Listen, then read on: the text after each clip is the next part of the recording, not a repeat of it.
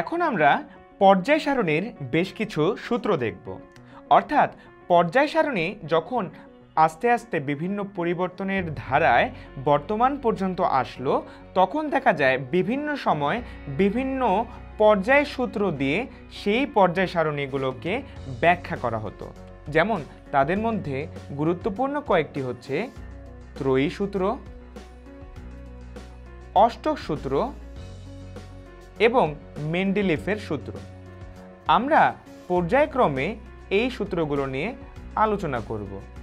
প্রথমেই রয়েছে আমাদের ত্রয়ী সূত্র বা ল অফ ট্রায়াডস।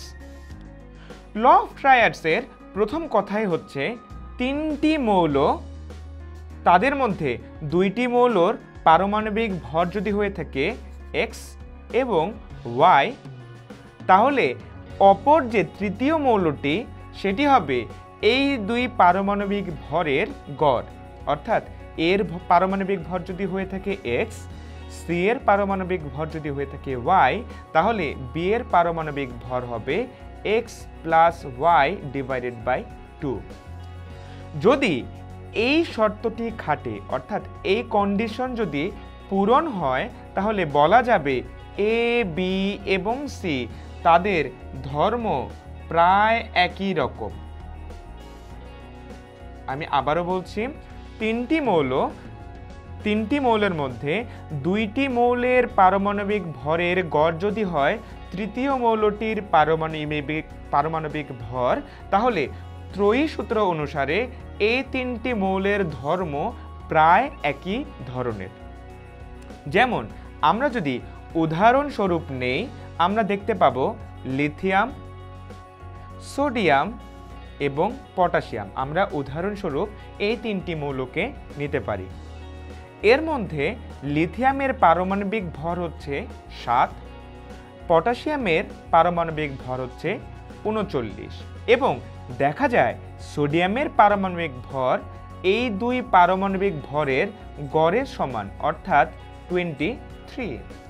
তখন ত্রয়ী সূত্র অনুসারে বলা যায় লিথিয়াম, সোডিয়াম এবং পটাশিয়াম তারা একই ধর্ম প্রকাশ করে, অর্থাৎ তাদের ধর্ম প্রায় একই। এবং প্রকৃতপক্ষেই এই বিষয়টি দেখা যায় আধুনিক পর্যায় সারণীতে।